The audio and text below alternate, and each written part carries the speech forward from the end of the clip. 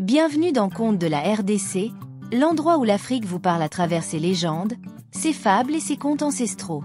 Aujourd'hui, découvrez une histoire pleine de ruses, de jalousie et de conséquences terribles. Kabuluku, Ngulungu et Nkashama. Il était une fois, dans un petit village au cœur de la brousse, deux amis de longue date, Ngulungu et Kabuluku. Un jour, l'épouse de Kabuluku déclara avec fermeté à son mari: « Cette fois, nos enfants ne dormiront plus jamais sur une simple natte. Ils doivent désormais reposer sur une véritable peau de léopard. » Kabuluku, désireux de faire plaisir à sa femme, cogita un plan. Il fit préparer un succulent plat de coq mijoté à l'huile de palme, assaisonné de chiloua béni, une épice qui chatouille agréablement les narines. Le parfum envoûtant se propagea bien au-delà des sentiers du village. Kabuluku se rendit ensuite chez Nkashama Kankensa Mwayumbu, une redoutable créature.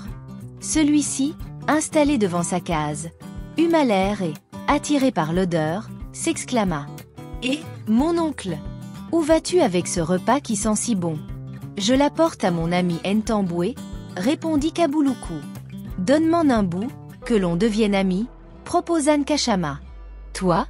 Certainement pas. Tu es connu pour être dangereux. Je crains que tu ne finisses par me croquer. Allons, oncle. Je t'en prie. Je jure, sur la tombe de mon père, que je ne te ferai aucun mal, » insista la bête. Alors, Kabuluku céda, et lui donna un petit morceau du gigot. Nkashama, conquis, en voulut davantage.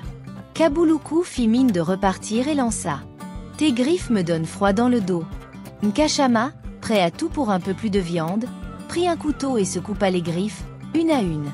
Kabuluku, malin, lui donna une aile de poulet, puis ajouta: « Tes crocs m'effraient maintenant. » Sans hésiter, la créature saisit une pierre et se cassa toutes les dents. Kabuluku lui offrit encore un morceau, mais dit ensuite: « Ce sont tes yeux qui me font peur maintenant. » Aveuglé par la gourmandise, Nkashama prit le couteau et se creva les deux yeux. Profitant de l'instant, Kabuluku l'assomma à la machette et lui ôta la peau. Rentré chez lui, il la donna à sa femme, qui fut comblée. Leurs enfants dormaient enfin sur une peau de léopard. Quelques jours plus tard, la femme de Ngulungu passa rendre visite à sa voisine. Voyant les enfants installés sur cette belle peau, elle s'exclama intérieurement: « Mes enfants aussi doivent dormir sur une peau de léopard, pas question qu'ils soient moins bien lotis que ceux de Kabuluku. » Elle harcela alors son mari pour qu'il fasse de même. Acculé, Ngulungu se rendit chez Kabuluku, afin de savoir comment il avait obtenu cette précieuse peau. Mais son ami resta vague, et lui dit simplement: « J'ai offert à manger à Nkashama, et pendant qu'il dégustait, je l'ai tué. » Ngulungu prépara alors à son tour un bon gros coq. Il alla trouver Nkashama, lui offrit le plat en déclarant: « Mon frère, je viens en ami. Ce repas est pour toi, en gage de notre fraternité. » Nkashama, heureux, entama son repas.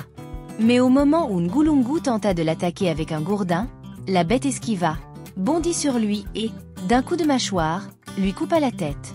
Ainsi périt Ngulungu, victime de sa naïveté et de sa cupidité. Morale de l'histoire: ne copie jamais une stratégie que tu ne comprends pas, surtout si elle implique des dangers que tu ignores. L'intelligence triomphe là où l'imitation aveugle échoue. Et voilà que notre conte touche à sa fin. Partagez cette histoire avec ceux qui aiment apprendre à travers les traditions. Et souvenez-vous, la sagesse d'hier éclaire nos choix d'aujourd'hui. À bientôt sur Contes de la RDC.